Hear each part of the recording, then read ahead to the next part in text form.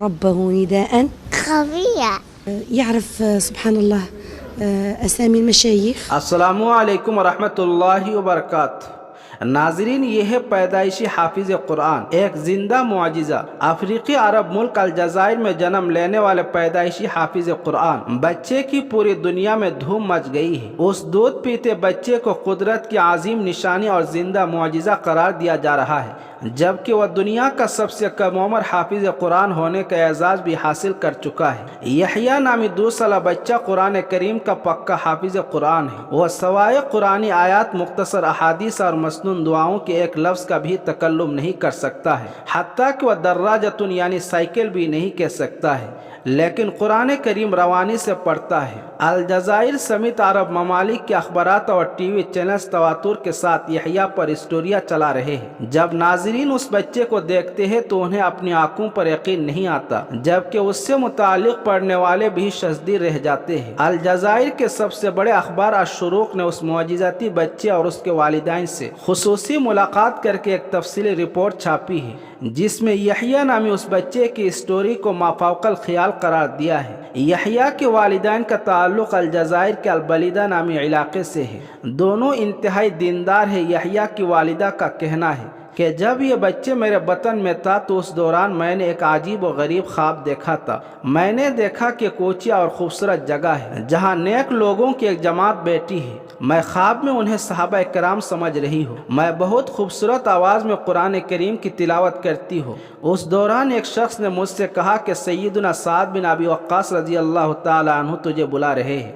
मैं उनकी तरफ चल पड़ी तो उसी शख्स ने एक इंतहाई पुरवकार बुजुर्ग की तरफ इशारा करके कहा कि ये सैयदना अबू बकर सिद्दीक़ रज़ी अल्लाह तआला अन्हु है। यह सुनकर मुझ पर हैबत तारी हो गई। जब मैं सैयदना साद बिन अबी वक्कास रज़ी अल्लाह तआला अन्हु के पास पहुंची तो वहां एक सफ़ेद रंग की दीवार थी, जिसके अंदर एक इंतहाई चमकदार मोती जुड़ा हुआ था। सैयदना साद रज़ी अल्लाह तआला अन्हु ने मुझसे फरमाया कि ये मोती तुम्हारा है, उसे ले लो। चुनाचे मैंने उसे निकाल कर ले लिया, जिसके बाद मेरी आँख खुल गई। मैं उस अजीब व गरीब ख्वाब की ताबीर के लिए किसी अच्छे आलिम दीन के पास जाने का सोच रही थी कि उस दौरान मैंने एक और ख्वाब देखा कि मैं काबा शरीफ के सामने मताफ में मौजूद हूँ। वहाँ पर मौजूद सब लोग मेरे लिए जगह बना रहे हैं और मुझे बड़े एहतराम के साथ काबा शरीफ के अंदर ले जा रहे हैं। उसके बाद जब उस बच्चे की विलादत के दिन करीब आए तो ख्वाब में मुझे किसी ने नदा दी, जिसमें सूरह मरियम की 10वीं आयत मुझे सुनाई गई।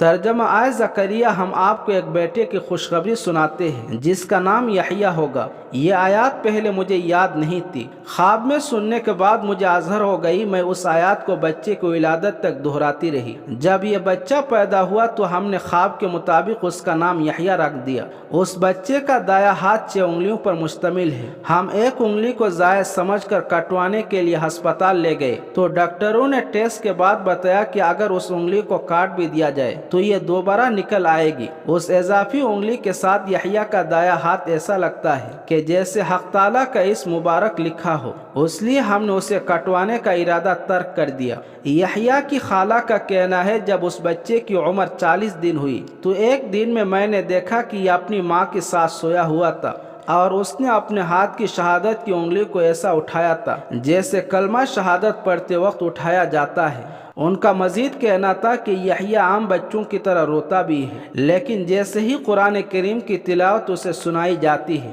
तो ये फौरन खामोश हो जाता है। यहया के बारे में उसके अहलखाना उस वक्त हैरत में मुब्तला हुई। जब उसकी उम्र 1 बरस हुई तो उसने दीवार में लगे फ्रेम की जानिब इशारा किया और उस पर लिखे हुए कलमा तय्यबा को पढ़ने लगा। उसके बाद यहया कुरान करीम खोलकर उसमें आयत सजदा ढूंढ कर पढ़ने लगा। रवामा यहया की उम्र 2 साल हो चुकी है। वो अगरचे बहुत ज़्यादा तेज़ है मगर अपने हम उम्रों की तरह उसे खिलौने से कोई दिलचस्पी नहीं है। वह बस हर वक्त कुरान करीम या बच्चों की दीनी किताब तुहफ़तुल अत्फ़ाली हाथ में लिए रखता है। अगर कुरान करीम या किताब ना मिले तो वह टीवी पर कुरान करीम की तिलावत सुनता रहता है। अगर कोई यहया के सामने तिलावत करते हुए गलती कर जाए تو اس کی گویا شامت آ جاتی ہے۔ یہ پیدائشی حافظ اس سے لپٹ جاتا ہے اور اس وقت تک نہیں چھوڑتا جب تک اسے غلطی کی اصلاح نہ کرا لے۔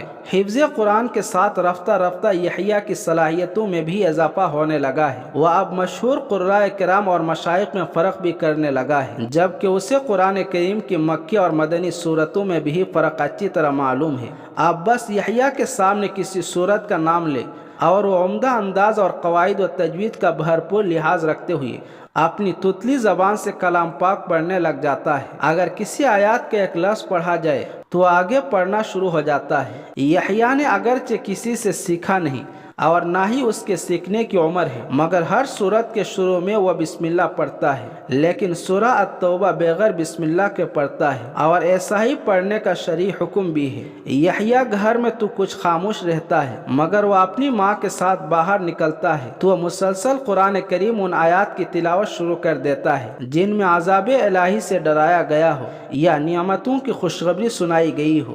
یحییٰ کی یہ عجیب حرکات دیکھ کر اس کی ماں کو تشویش لاحق ہوئی کہ اس کا بچہ کسی نفسیاتی بیمار کا شکار تو نہیں۔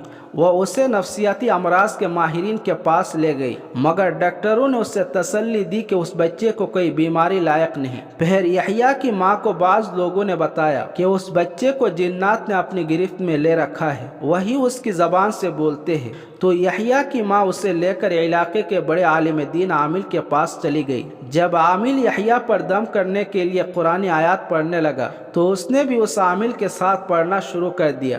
یہ دیکھ کر عامل نے یحییٰ کی ماں سے کہا کہ اس بچے پر کسی جن کا اثر نہیں ہے، یہ قدرت کا بہت بڑا معجزہ ہے جس سے حق تعالیٰ اپنے دین کا بہت بڑا کام لے گا، جو تجھے مبارک ہو۔ اب یحییٰ مختصر احادیث بھی سنانے لگا ہے، جبکہ بچوں کی کتاب تحفۃ الاطفال بھی اسے یاد ہے۔ یحییٰ کی والدہ اپنے اس معجزاتی بچے کو دین کا علم سکھانا چاہتی ہے اور ان کا کہنا ہے کہ مجھے یقین ہے کہ میرے بیٹے سے دین حنیف کی غیر معمولی خدمت لی جائے گی۔ ناظرین، اس بچے کے تعلق سے دعائیہ کلمہ ضرور کمنٹ میں شیئر کریں اور اس خبر کو زیادہ سے زیادہ شیئر کریں۔ شکریہ والسلام۔